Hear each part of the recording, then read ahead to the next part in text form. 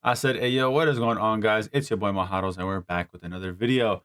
Thanks for joining for another weekly update. We're going to be talking about what's going on in the market because every week things are changing.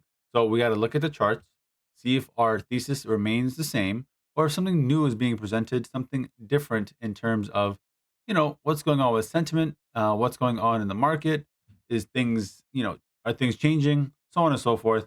So again, without further ado, the first thing as always is just pretty much looking at sentiment, right? Throughout this week alone, there has been some interesting sentiment. Again, a lot of people are getting, I want to say bearish, simply because there's not a lot of price action for BTC, right? When we look at this, for the most part, we definitely have had, mostly green in this past week, where price has mostly trended up. But a lot of people are sharing bearish charts where, things are going to be going down. When you look at the overall sentiment across the board, um, people are saying that Bitcoin is going to get flooded. The ETF outflows are greater than inflows, so on and so forth.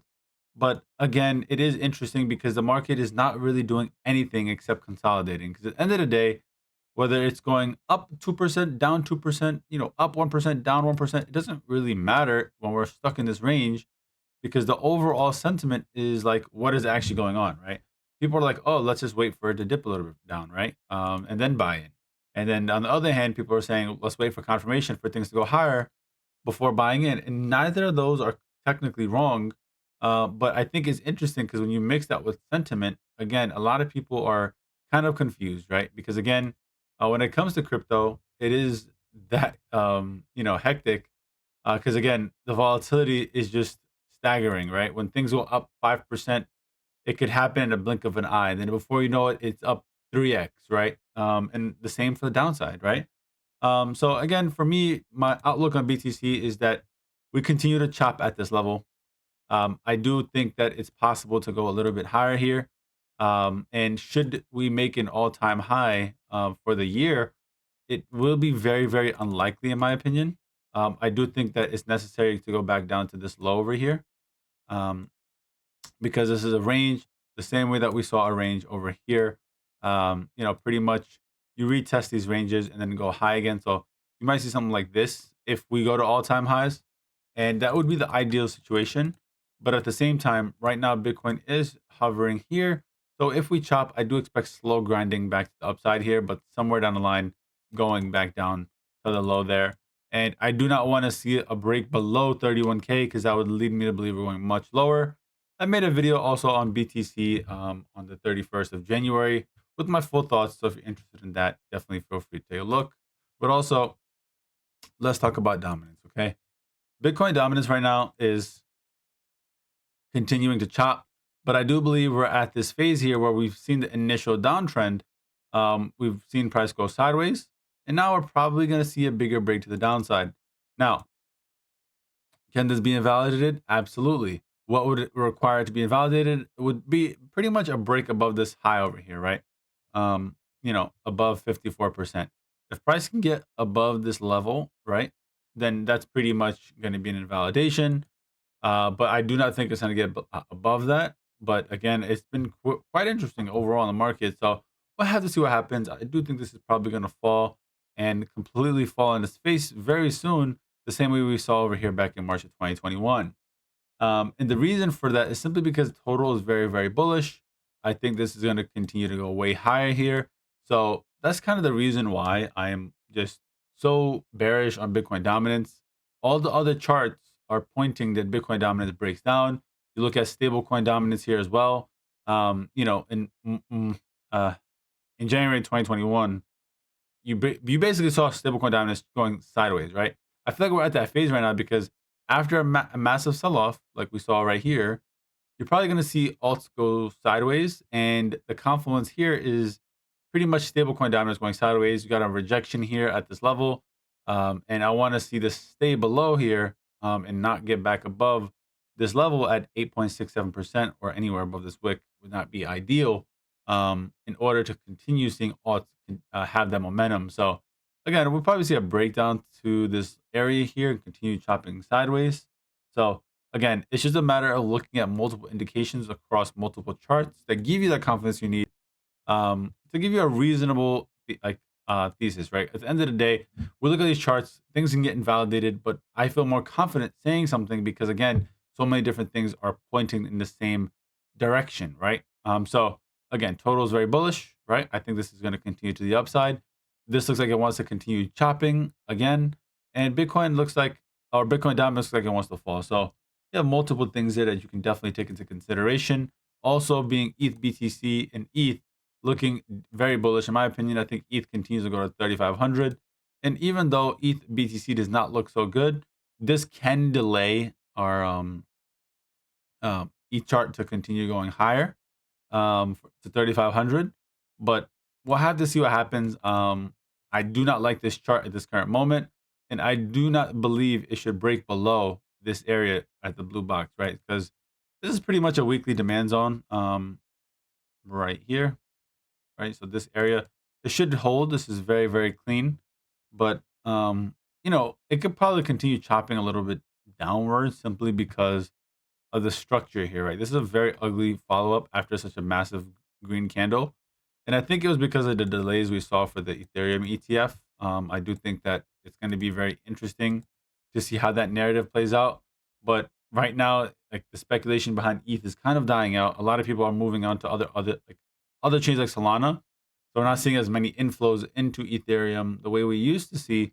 So again, it will be very, very interesting to see how, of course, this all ages. So I mean, you know, again, we'll have to see how this plays out. But ETH BTC, I'm not really too bullish on, so that could be the caveat for saying that alts are not going to go up just yet. But at the same time, because these markets are so like immature, and ETH has only survived for 2 cycles, um, you know, like that could be the reason why I may not follow the patterns we've seen every single time. Because again, like Ethereum's not being used as much in terms of people rotating into it because of altcoins. Right now, you have other competing chains that never existed, like they did in March of 2021 or May of 2021, and all the way back over here in 2017 when there wasn't that many layer one protocols that existed to compete against Ethereum. And nowadays, again, you have so much more competition, and that could be the reason why this may not recover the way people think. Now, again, there is a lot of development activity on Ethereum, so that could continue to be the case.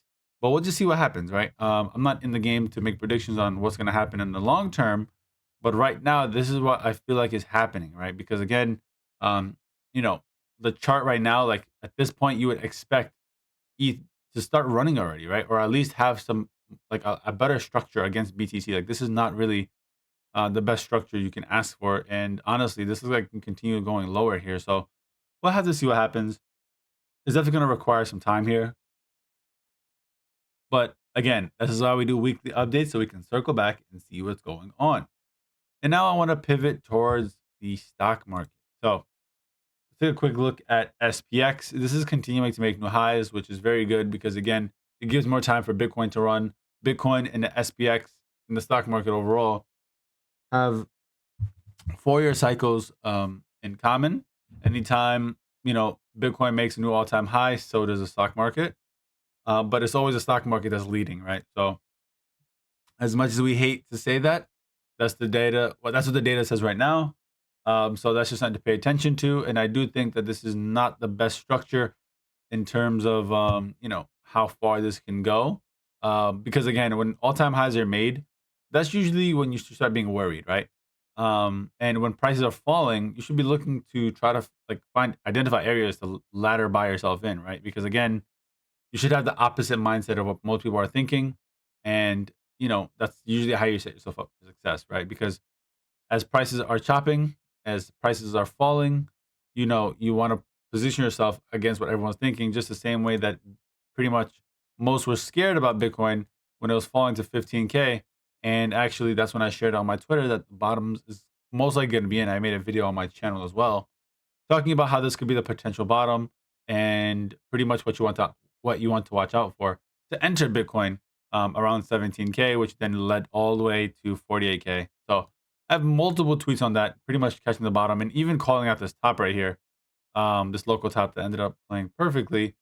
And again, I'm not trying to toot my own horn, but it's just a reality of the situation. Most people, when they see an all-time high, they just think it keeps going forever, but in reality, it does not, right? And if you've been in crypto investor long enough, I know everybody has round tripped a bag at some point in time, right? They've bought something that went all the way from the lows all the way up to the highs, and they held it all the way back down to the lows, right? It happens to everybody, but as long as you learn from your mistakes, that's pretty much the name of the game.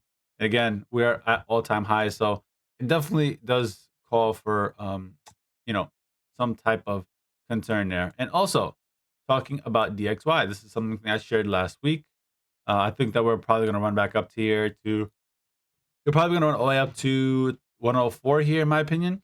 And then when we retrace, I think when this retrace starts taking place, we will actually see total finally start running to the upside.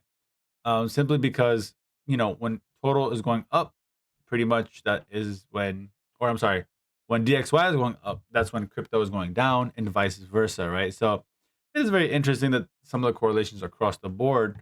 And again, this is why I like to say, like, when I have multiple charts that are telling me the same thing, this kind of gives me the confidence to say what I say, right? And again, right now, I do think there's more room here for DXY to run, and we'll probably see it start chopping after it gets up to 104 or, yeah, 104.3. We'll see what happens when we get up to that level. And the last chart I want to share with you guys is going to be gold market, right? So right now, gold is again looking very, very clean. I don't see any like weakness here, right? Again, we do have a lot of like action at this high up here, and a lot of pressure to the upside. Again, we're seeing basically higher highs every time, right? Higher highs, and for the most part, since this high, we're just continuing to push higher and higher, right? So again, we'll see what happens. Maybe this continues to fall here. Maybe it breaks the lows, or maybe it continues higher. We'll have to see. Again, this is monitored weekly, but when gold is pretty much chopping the way it is for this long, I can almost assure you that the breakout is going to be absolutely magnificent, and I do think we're easily going to get 2,500 um, within before 2030, right? So everybody has their own goals of what they're doing, but ideally speaking, when we look at commodities the way we are right here, this usually does very well when the stock market does very bad. So we'll see what happens. Central banks are hoarding gold at levels we've never seen. So, guys, this is going to have to go up eventually, right? Simply because of that. So we'll see exactly how this one plays out, but it will require patience. It will require most of us to be patient. And honestly, most of us should not really even be buying gold, um, because honestly, the returns on gold are really not that much for as long as you want to wait. But again, everybody's strategy is different, so I don't want to say what one or the other person should be doing. But again, like when you're in crypto, the volatility is amazing. So there's many other opportunities to grow your portfolio so long as you do your due diligence, and you can reward yourself handsomely, right? So yeah, with that, I appreciate you guys making it to the end.